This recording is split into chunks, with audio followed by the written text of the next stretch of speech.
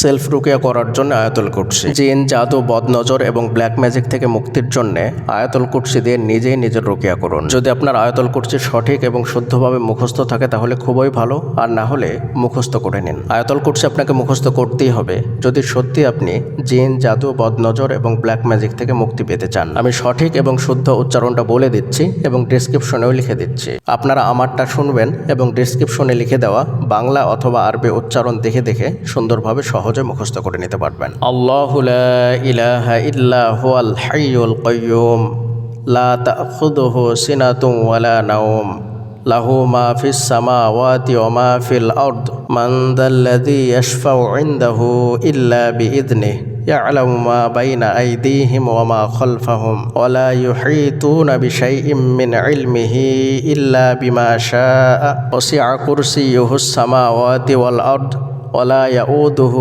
হিফযুহুমা ওয়া হুয়াল আলিয়্যুল আযীম। প্রত্যেক ফরজ সালাতের পরে একবার করে পড়বেন এবং রাত্রে ঘুমানোর সময় একবার পাঠ করবেন এবং মাগরিবের আগে আর ফজরের পরে একবার, অর্থাৎ সূর্য ওঠার আগে এবং সূর্য ডোবার পূর্বে এই সময়গুলোতে পাঠ করবেন। আর যারা অলরেডি জিন, জাদু এবং বদনজরের সমস্যার মধ্যে আছেন তারা আয়াতুল কুরসি পাঠ করে পানির মধ্যে ফু দেবেন। আয়াতুল কুরসি পাঠ করার আগে 3 বার অথবা 7 বার সূরা ফাতিহা পাঠ করে নেবেন এবং পানিতে ফু দেবেন। তারপরে আয়াতুল কুরসি একবার পাঠ করবেন। চাইলে এই পানিটা বোতলের মধ্যে সংরক্ষণ করেও রেখে দিতে পারেন। সকালে একবার এই পানিটা পড়িয়ে নেবেন, সারাদিন সেই পানিটা খেতে পারেন এবং তারপরের দিন আবারও নতুন করে পানিটা পড়িয়ে নেবেন, পানিতে ফু দিয়ে নেবেন, তারপরে সারাদিন সেই পানিটা খাবেন সংরক্ষণ করে এবং মাঝে মাঝে এই পানিটা মুখমণ্ডলে ছিটা দিয়ে মুখমণ্ডলটা ধৌত করবেন। আর সবসময় পবিত্র এবং অজু অবস্থায় থাকবেন। মহিলাদের যখন পিরিয়ড হয় তখন তো তারা অপবিত্র অবস্থায় থাকে, তারপরেও সবসময় অজু অবস্থায় থাকবেন। আর পুরুষদের জন্য তো কোনো সমস্যাই নেই, সবসময় অজু অবস্থায় থাকতে পারবেন, তাই সবসময় অজু অবস্থায় থাকবেন। কোনো কারণবশত যখনই অজু ভেঙে যাবে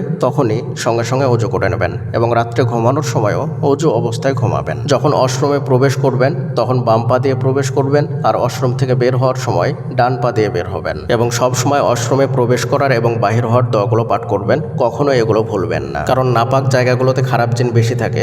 যখনই আপনি বাথরুমে প্রবেশ করবেন তখনই কিন্তু এই খারাপ জিনগুলো আপনাকে অ্যাটাক করার জন্য শক্তি পায়। তাই দোয়া পড়ে ডান পা দিয়ে যদি প্রবেশ করেন এবং বের হওয়ার সময় বাম পা দিয়ে বের হবেন এবং দোয়া পড়ে বের হবেন, তাহলে তারা আপনাকে অ্যাটাক করতে পারবে না, তারা তাদের শক্তি হারিয়ে ফেলবে। এবং অপবিত্র অবস্থাতে থাকলেও তারা সুযোগ পায়, তাই তাদেরকে এই সুযোগগুলো দেওয়া হবে না। অজু অবস্থায় থাকলে আপনি অপবিত্র অবস্থায় থাকলেও কোনো সমস্যা নেই। মানে বোনদের জন্য বলছি, পার্টিকুলারলি আপনারা যখন পিরিয়ড অবস্থায় থাকেন সেই সময়ের কথা বলছি। তাছাড়া কোনো সময় নাপাক অবস্থায় থাকবেন না, সবসময় পবিত্র অবস্থায় থাকবেন এবং অজু অবস্থায় থাকবেন। ইনশাআল্লাহ খুব দ্রুত এই সমস্যা থেকে মুক্তি পাবেন।